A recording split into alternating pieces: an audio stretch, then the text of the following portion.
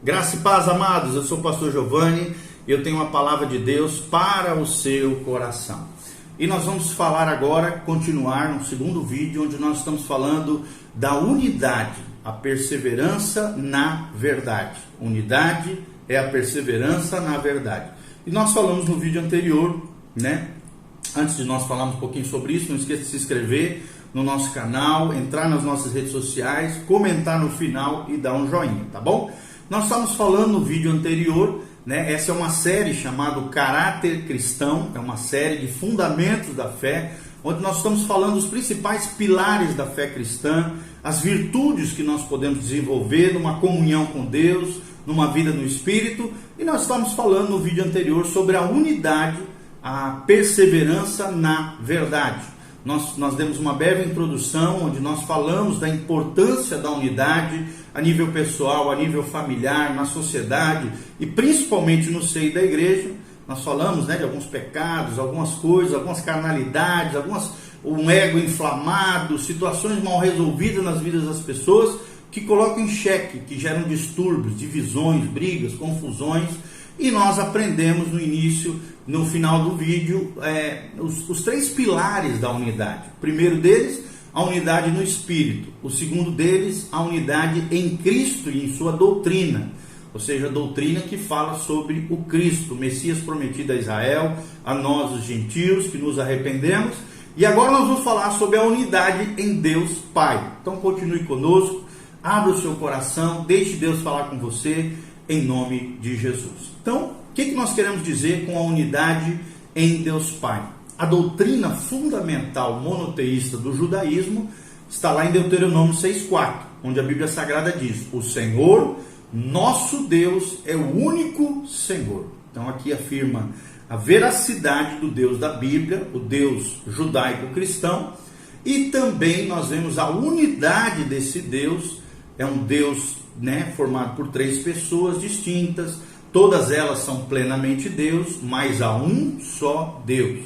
Vou repetir, Deuteronômio 6,4, o Senhor, nosso Deus, é o único Senhor.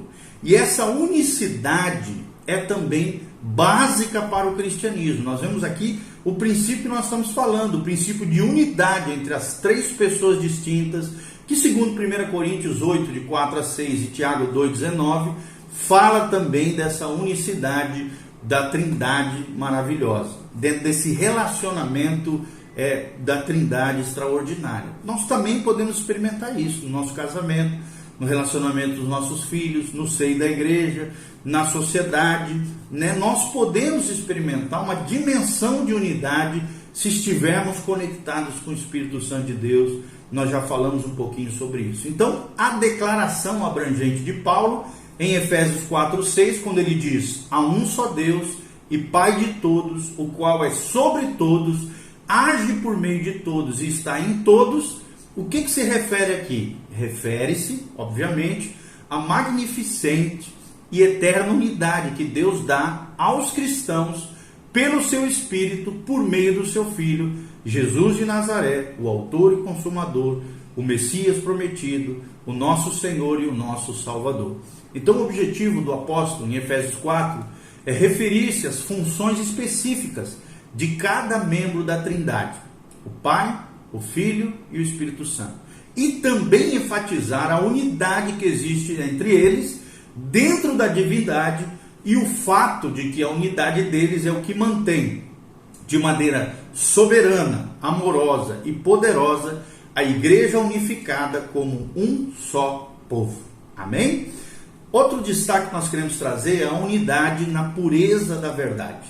Para que haja unidade entre os cristãos, entre os irmãos, é necessário pureza da verdade, pureza doutrinária, pureza escriturística.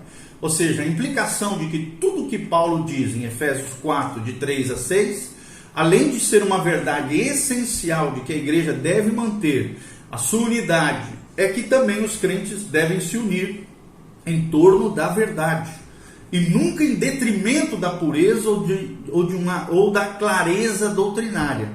Eles devem lutar por uma unidade baseada no entendimento comum, nas coisas essenciais do cristianismo, de quem Deus é, qual é a sua vontade para eles, que é derivado de uma compreensão comum, unida, de senso comum ali das Escrituras Sagradas.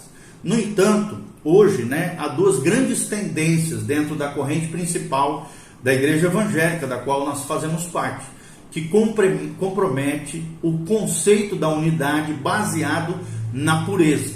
Uma delas é um movimento chamado movimento ecumênico, que diz que todo aquele que afirma seguir a Cristo é parte do único corpo, não importando o quanto alguns deles ignorem a sã doutrina e conservem certos erros e heresias. Esse raciocínio do ecumenismo diz que devemos ir além das diferenças doutrinárias, que para eles são irrelevantes, e apenas desfrutar uns dos outros, trabalhar juntos em todas as oportunidades. No entanto, preste atenção, se isso não estiver baseado numa fé verdadeira e salvadora no Senhor Jesus Cristo, torna-se uma falsa união, por não estar baseado na verdade, na doutrina escriturística, naquilo que Deus afirma na sua palavra. Não tem como o Espírito agir fora da verdade nos corações humanos, Ele se baseia, ele age, ele opera baseado na verdade da fé verdadeira e salvadora no Senhor Jesus Cristo. Outra tendência que existe nos nossos dias, que também é prejudicial, é fazer vista grossa a comportamentos e atitudes pecaminosos e aceitar todos sobre a sombra da igreja, não importando quanto sejam desobedientes à palavra de Deus. O apóstolo Paulo, em várias ocasiões, ensina que a unidade cristã não acolhe tais pessoas. Lá em Tito 3, de 9 a 11, diz o seguinte: evita discussões insensatas, Paulo aqui falando ao seu filho na fé, Tito, evita discussões insensatas, genealogias tolas, contendas, debates sobre a lei, porque não tem utilidade, são fúteis. Evita o homem faccioso, aquele que gosta de confusão, depois de admoestá-lo primeira e segunda vez, pois sabes que tal pessoa está pervertida e vive pecando e por si mesma já está condenada. É o que diz a Bíblia. Ou seja, um herege que não se arrepende perde, pelos seus erros, qualquer direito de ser aceito dentro da unidade da comunhão da igreja. Além disso, Paulo aqui diz aos Tessalonicenses, lá em 2 Tessalonicenses 3,6, ele diz: nós vos ordenamos, irmãos, em nome do Senhor Jesus Cristo, que vos aparteis de todo irmão que ande desordenadamente e não segundo a tradição que de nós recebestes. Que tradição é essa? A tradição cristã, a tradição apostólica, a tradição ou a doutrina, a verdade revelada ao longo dos séculos através da palavra de Deus e dos primeiros cristãos. A tradição aqui mencionada não era apenas uma regra de algum rabino ou mestre espiritual, outras regras humanas, mas o conjunto de fé e prática revelado a Paulo, aos apóstolos, ao próprio Cristo, nos 4 evangelhos, pelo Espírito de Deus. Isso é a tradição cristã, a verdadeira tradição cristã. Então a questão aqui é que a verdadeira unidade do Espírito pertence somente àqueles que afirmam a verdade de Deus e, como resultado, vivem vidas piedosas. Se há pessoas em nossas igrejas locais que persistem em ensinos errados e que se recusam a se arrepender de seu estilo de vida pecaminoso, nós que estamos caminhando com o Senhor não podemos ter comunhão com elas. Vou repetir, nós que estamos caminhando com o Senhor não podemos ter comunhão com elas. Não é com os pecadores lá de fora, do mundo, que não conhecem a Deus. Esse nós temos que sentar, nós temos que evangelizar, nós temos que influenciá-lo. O pior são aqueles que se dizem cristãos, que estão no meio de nós, mas vivem uma vida como se não tivesse nem aí para Deus. É esses que nós que estamos caminhando com o Senhor, não podemos ter comunhão com essas pessoas. Amém? Então tem que ficar bem claro isso aqui, tá bom?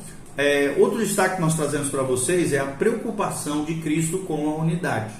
Jesus também tem essa preocupação e ele relata isso na sua palavra. Apesar do que a Escritura ensina com relação à base genuína da unidade na pureza doutrinária e moral, muitos na igreja atual ainda não entenderam a definição bíblica de unidade. Elas prontamente apontarão talvez para João 17:21, quando a Bíblia diz, a fim de que todos sejam um, aqui é a oração sacerdotal de Cristo, dizendo, a fim de que todos sejam um, como és tu, ó Pai, em mim, e eu em ti, também sejam eles em nós, para que o mundo creia que tu me enviaste. Como dizendo, Jesus estava interessado que os cristãos fossem unificados a todo custo. Esse era o desejo de Cristo, esse era o coração do Messias. No entanto, essa é uma interpretação imprecisa desse versículo, quem pensa dessa maneira. João 17:21 é parte da oração sacerdotal do nosso Senhor Jesus, que abrange todo o capítulo 17. Quando Jesus ora a fim de que todos sejam um, ele não está rogando que todo aquele que se torna cristão se relacione bem com todos os que professam uma fé semelhante. Não é como se desejasse meramente algum tipo de unidade na igreja, que ele então pede a Deus para realizar apenas para se desapontar, porque ao longo dos séculos a sua oração não foi atendida. Pelo contrário, se Jesus orou por união, podemos estar certos de que ela foi atendida pelo Pai. A oração de Jesus não é sobre como devemos nos relacionar externamente, mas que nós, na igreja de Jesus, nos tornaremos um interiormente, ou seja, na nossa vida interior, na nossa comunicação com o Espírito Santo. É através dessa relação com o Espírito Santo que nós seremos um realmente, como igreja do Senhor, como corpo de Cristo, e é o que Jesus está falando aqui, uma unidade no Espírito. Marcus Hayford, um pastor britânico, que ajudou a promover em Londres várias campanhas evangelísticas dos norte-americanos, como D.L. Moody, Ira Sankey, no final do século XVIII, de 1800 na verdade, faz o seguinte esclarecimento adicional sobre os propósitos da grande oração de Jesus. Olha o que ele diz. Ele diz o seguinte, na sua obra Our Lord Prays for His Own. O nosso Senhor ora pelos seus, traduzindo para o português. Essa é a editora Moody Press, uma obra em inglês. Ele diz assim: precisamos ser lembrados de que a oração do nosso Senhor não é a origem da união sobre a qual ele fala, ou a sua causa, mas é o fruto e seu resultado. Ele não está orando para que a união possa ser estabelecida entre ele mesmo e seu povo, a qual até então não havia existido, mas que a união que sempre esteve na mente de Cristo, no propósito de Cristo e no coração de Deus, e com base na qual Cristo desceu para ser o Salvador e o Santo Espírito para ser o Consolador, pudesse ser desfrutada e manifesta pelo seu povo fiel, o remanescente fiel. É isso que nós falamos aqui, gente, o remanescente fiel, o verdadeiro povo de Deus, a verdadeira igreja do Senhor, mantém uma comunhão com o Espírito e mantém uma comunhão uns com os outros. Continuando aqui, as palavras dele, do Marcus Hayford, ele diz: ele, Jesus, iria por suas palavras espalhar a luz celestial ao redor e dentro deles, de modo que pudessem caminhar na luz como ele próprio estava na luz. E como o apóstolo amado nos ensina em sua primeira epístola, que assim nós teríamos comunhão com o Pai, com seu Filho Jesus Cristo, conforme diz 1 João 1,3. Pensando um pouquinho no que diz aqui Marcus Hayford, nós vemos que a oração de Jesus pela unidade dos crentes, que ele reiterou aqui na oração sacerdotal, João 17:23, é, portanto, para que a todos aqueles que forem a ele seja concedida a mesma vida eterna, para se tornarem participantes da natureza divina e terem o Espírito de Deus habitando neles. Ou seja, qualquer pessoa que vá a Cristo torna-se um com ele, e porque compartilha a sua vida, ele compartilha a mesma vida espiritual com todos os outros crentes. Essa realidade também é claramente explicada pelo apóstolo Paulo, quando ele diz lá em 1 Coríntios 12, de 11 a 13, e também o versículo 20, a Bíblia Sagrada diz o seguinte: mas um só e o mesmo Espírito realiza todas estas coisas, distribuindo-as como lhe apraz, a cada um individualmente. porque assim como o corpo tem muitos membros, e todos os membros, sendo muitos, constituem um só corpo, né? Aqui está falando do corpo de Cristo, assim também com respeito a Cristo. Pois em um só Espírito todos nós fomos batizados, em um só corpo, quer judeus, quer gregos, quer escravos, quer livres. E a todos nós foi dado beber de um só Espírito. Que Espírito é esse? Você pode ver que está com letra maiúscula, é o Espírito Santo de Deus. E ele termina dizendo, o certo é que há muitos membros, mas um só corpo. Que corpo é esse? A igreja verdadeira do Senhor Jesus, o corpo de Cristo, os santos de todas as eras, lavados pelo sangue do Cordeiro imolado, Jesus de Nazaré, o nosso Senhor. E aí surge um outro destaque que nós queremos dar aqui. Qual o resultado prático da unidade? É muito importante nós compreendermos isso. Qual é o resultado prático? Na prática, aonde a unidade vai me levar? Vai levar a igreja do Senhor.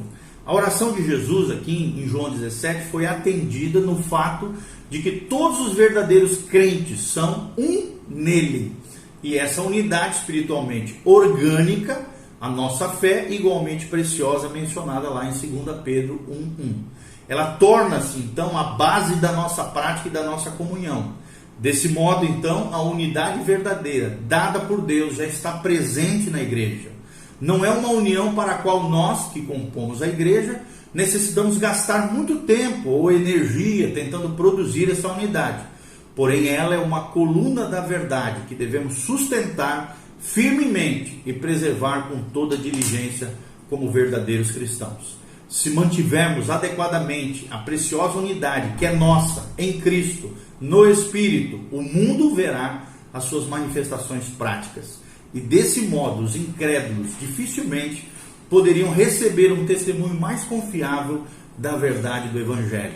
As instruções do apóstolo Paulo à igreja de Corinto sobre como demonstrar a unidade de maneira clara, prática, são claríssimas. Ele diz, rogo-vos, pois, irmãos, pelo nome do nosso Senhor Jesus Cristo, que faleis todos a mesma coisa e que não haja entre vós divisões, antes sejais inteiramente unidos, na mesma disposição mental e no mesmo parecer, é o que diz Paulo em 1 Coríntios 1:10. Então nós vemos aqui a importância da unidade doutrinária também.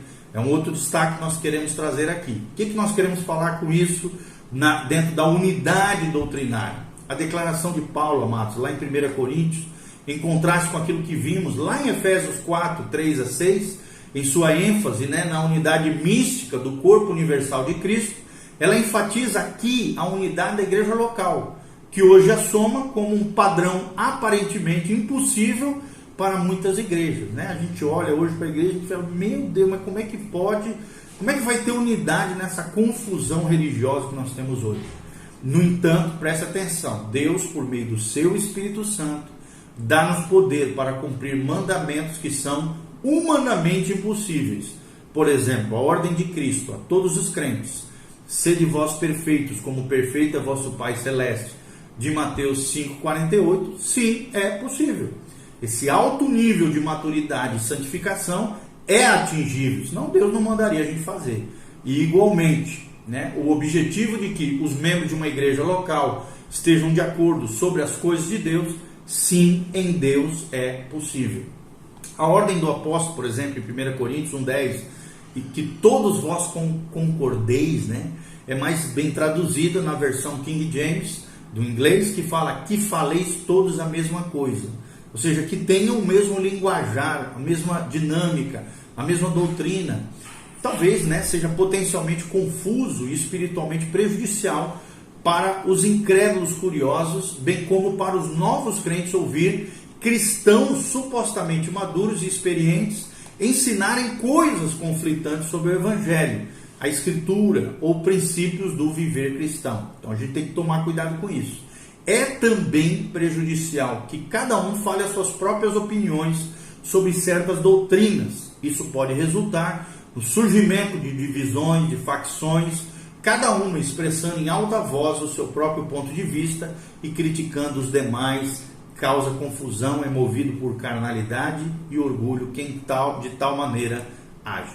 Se uma igreja local, presta atenção, deseja ter um ministério vibrante e efetivo, deve falar a uma só voz sobre as questões doutrinárias essenciais. Vou repetir: questões doutrinárias essenciais.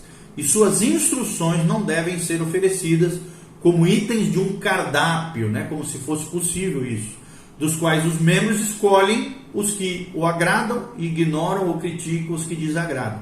Infelizmente, muitas igrejas hoje, universidades ditas cristãs, seminários teológicos e ministérios evangélicos adotam esse tipo de seletividade doutrinária e ética, o que é perigoso, irmãos. Podem apresentar uma fachada de unidade social e às vezes até organizacional, mas quando começam a ensinar doutrinas e convicções bíblicas, acabam vacilando e transmitindo sinais contraditórios.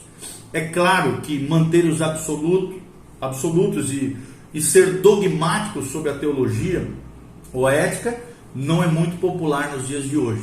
A maioria das pessoas, incluindo mais e mais cristãos professos, é avessa a tais padrões definitivos. Por essa razão, muitos desejam evitar a aplicação específica e a obediência que uma solidariedade e convicção definidas quanto à doutrina sim exige. Então, com relação à verdade de Deus, amados, simplesmente não pode haver visões conflitantes. Com certeza não podemos e não devemos ser dogmáticos sobre que não é total ou claramente revelado na Bíblia. É o que diz Deuteronômio 29:29. Porém, Deus não discorda dele mesmo, e partes da Escritura não discordam de outras partes. Ou seja, a Bíblia tem uma coerência. Assim Paulo diz aos Coríntios e para todos os cristãos que devem ter uma unidade doutrinária, uma unidade que é baseada clara, completa e somente na inspirada Palavra de Deus. Evitar sim divisões, confusões e todas essas coisas. O apelo do apóstolo Paulo é que haja uma concordância doutrinária, e seja baseada toda essa concordância, obviamente, nas Sagradas Escrituras e cumprida em Jesus Cristo, completada por meio dos ensinos dos apóstolos. O chamado de Paulo é por um padrão que se aplica a todos os grupos de crentes. Como ele disse, eu vou terminar aqui, Filipenses 3:15-16, todos, pois, que somos perfeitos, tenhamos esse sentimento. E se porventura pensais de outro modo, também isso Deus vos esclarecerá. Todavia, andemos de acordo com aquilo que já temos alcançado. Ou seja, o seu padrão, o padrão de Paulo, era a doutrina apostólica, que ele pessoalmente ensinou e exemplificou para as igrejas. 1 Coríntios 2:4 e o versículo 17 de Filipenses 3. Amém? Deus abençoe. Amém.